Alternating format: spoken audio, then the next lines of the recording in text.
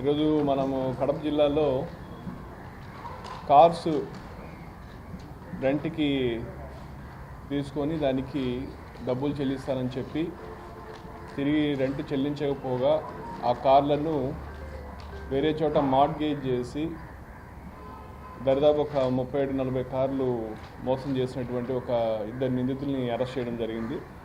దాంట్లో మొదటి నిందితుడు నిమ్మకాయల వెంకటశేఖర్ రెడ్డి, ఇతను నవీకోట కడపకు సంబంధించిన వాడు. అలాగే షేక్ జిలానీ, ఇతను కూడా ఈ నవీకోటకు సంబంధించిన అతనే. సో వీళ్ళిద్దరు కలిపి దాదాపు ఒక 37 కార్లని ఆ ఓనర్ల నుంచి మీకు నెలకి ఇంత డబ్బులు ఇస్తామని చెప్పి తీసుకొని వాళ్ళకి కొంతకాలం చెల్లించడం, తర్వాత డబ్బులు చెల్లించకుండా ఈ వెహికల్స్ అన్నింటినీ కూడా తీసుకెళ్ళి వేరే చోట కుదువ పెట్టి డబ్బులు తీసుకొని ఓనర్లు తెలియకుండా చేయడం జరిగింది. సో దీంతో మనకు ఫస్ట్ వీరేందర్ అనే పర్సన్ మన దగ్గరికి వచ్చి ఆయన సంబంధించిన 3 వెహికల్స్ ఈ విధంగా తీసుకెళ్లారు, మళ్ళీ మనకు ఇవ్వట్లేదని చెప్పగా సో దాని మీద మనం కేసు రిజిస్టర్ చేశాము. క్రైమ్ నెంబర్ 319/24 ఈ చీటింగ్ దాని మిస్అప్రాపరేషన్ కింద మనము కేసు రిజిస్టర్ చేసి కేసు విచారణ చేపట్టిన తర్వాత ఈ వెంకటశేఖర్ రెడ్డి, అతని అనుచరుడైన జిల్లాని, వీళ్ళిద్దరినీ కూడా అదుపులో తీసుకొని వాళ్ళు విచారించగా దరిదాపు ఆ వీరేందర్కి సంబంధించిన 3 కార్లే కాదు, మిగతా దరిదాపు ఇంకొక 34 కార్ల దాకా కూడా వీళ్ళు ఇదే విధంగా చేసినట్లు మనకు సమాచారం రాగా వాళ్ళని పెట్టుకొని మనం ఇప్పుడు మన గ్రౌండ్లో ఉన్నటువంటి కార్లన్నింటినీ కూడా మనం వాటిని ఎవరి దగ్గర అయితే మార్ట్గేజ్ చేశారో వాళ్ళ దగ్గర నుంచి అందరూ కూడా రికవర్ చేయడం జరిగింది.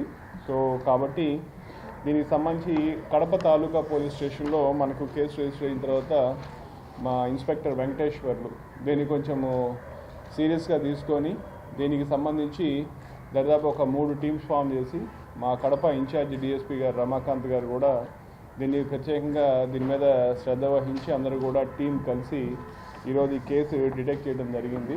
సో ఏదైతే ఈ చీటింగ్ చేసి ప్రజల నుంచి కార్లు రెంట్కి తీసుకొని డబ్బులు ఇస్తానని చెప్పి మోసపెట్టి చేశారో వాళ్ళిద్దరిని కూడా ఈరోజు మనము కోర్టులో హాజరుపరచడం జరుగుతూ ఉంది. సో కాబట్టి ఈ పర్టికులర్ కేసులో పనిచేసినటువంటి మా సిబ్బంది అందరికీ కూడా నా ప్రత్యేకమైన అభినందనలు తెలియజేస్తున్నాను.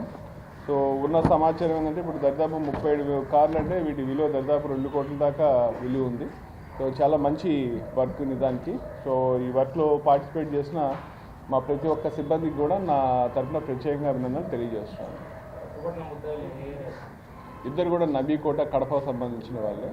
సో ఈ మనకి ఎవరైతే శశిధర్ రెడ్డి ఉన్నాడో ఇతను ఎర్లియర్గా కియా మోటార్స్లో వర్క్ చేసేవాడు.